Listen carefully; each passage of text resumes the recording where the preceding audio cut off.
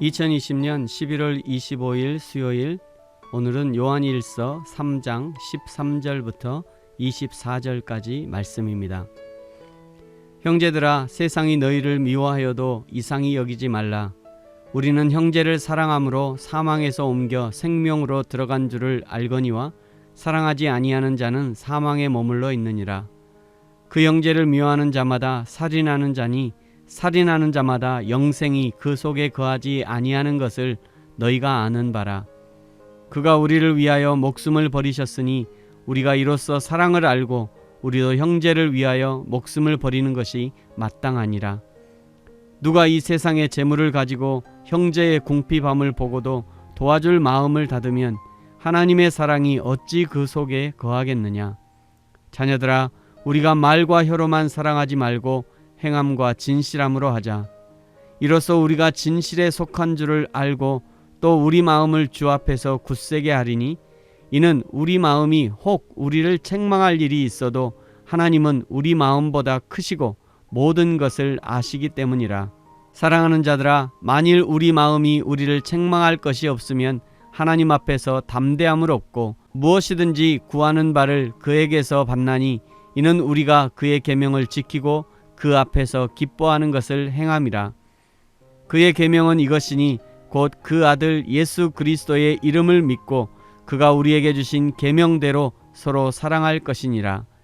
그의 계명을 지키는 자는 주 안에 거하고 주는 그의 안에 거하시나니, 우리에게 주신 성령으로 말미암아 그가 우리 안에 거하시는 줄을 우리가 아느니라. 아멘. 보통 하나님의 심판과 저주를 선포하던 세례 요한을 불의 사도라고 말하고 사도 요한을 사랑의 사도라고 말합니다. 오늘 본문의 말씀이 사도 요한이 사랑을 강조하는 부분이라 할 수 있습니다. 13절은 형제들아, 세상이 너희를 미워하여도 이상히 여기지 말라고 당부하고 있습니다. 어찌 보면 세상이 예수 믿는 자를 미워하고 핍박하는 것은 당연한 것이라 말씀하시는 거죠. 왜 그런가? 세상이 예수 그리스도를 알지 못하기 때문에 그리스도인을 알아보지 못하는 것이고, 세상이 예수 그리스도의 그 사랑과 희생을 알지 못하기 때문에 당연히 우리를 미워하고 핍박하는 것입니다. 그러나 우리는 어떻게 해야 하는가? 14절에 우리는 형제를 사랑해야 한다 말씀하시고, 15절 그 형제를 미워하는 것이 살인이라 말씀합니다. 사랑이 아니면 곧 미움이죠. 중간은 없다는 말씀입니다. 미움이 곧 살인으로 마귀에게 속한 자들이 하는 것이 미움인 것이죠. 사랑이라는 것이 단순한 감정과 느낌의 문제가 아니라 한 사람을 죽이고 살리는 생명의 문제라는 것을 기억해야 하는 것입니다. 예수님께서 우리를 사랑하신 방법은 16절에 예수님이 우리를 위하여 목숨을 버리심이었습니다.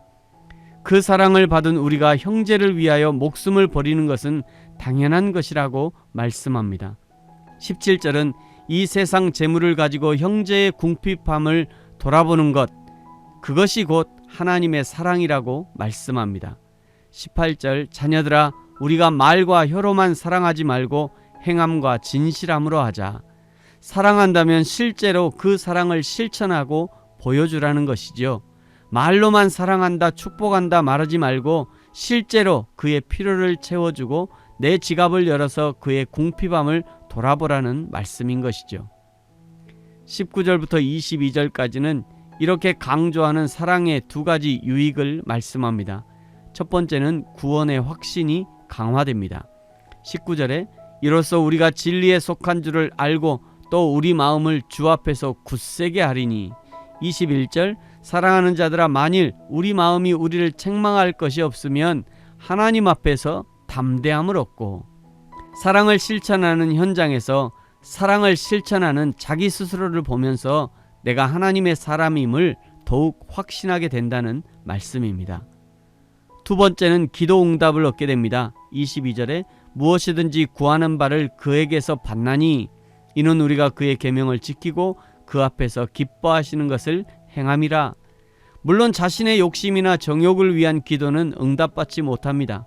그러나 이렇게 사랑을 실천하면서 더 근본적으로 무엇이 중요한지 깨닫게 되고, 이전까지는 정욕을 위해, 자신의 욕심을 위해 구했지만 이제 그 사랑의 실천 현장에서 진정으로 중요한 것을 구하게 되고 그것은 하나님께서 그 구하는 것을 기쁨으로 주신다는 의미입니다. 그러므로 우리가 어떻게 살아야 하는가? 결론적으로 23절, 24절이 말씀합니다. 같이 한번 읽겠습니다. 시작. 그의 계명은 이것이니 곧 그 아들 예수 그리스도의 이름을 믿고 그가 우리에게 주신 계명대로 서로 사랑할 것이니라. 그의 계명을 지키는 자는 주 안에 거하고 주는 그의 안에 거하시나니 우리에게 주신 성령으로 말미암아 그가 우리 안에 거하시는 줄을 우리가 아느니라. 아멘. 먼저 예수 그리스도를 믿고 그리고 서로 사랑하는 것입니다. 예수 그리스도를 믿는 것이 가장 우선합니다.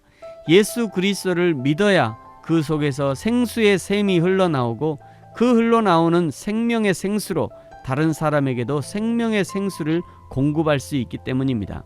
이것이 예수 그리스도와 연합한 생명의 신비인 것이죠. 예수님과의 연합의 신비를 말로 정확하게 표현할 수 없지만 그러나 그리스도와 연합된 성도들은 그 안에서 영원히 솟아나는 생명의 기쁨을 맛보게 되는 것입니다.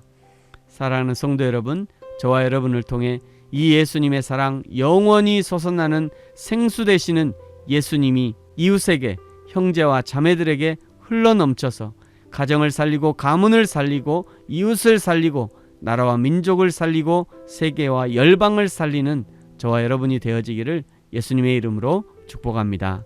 아멘.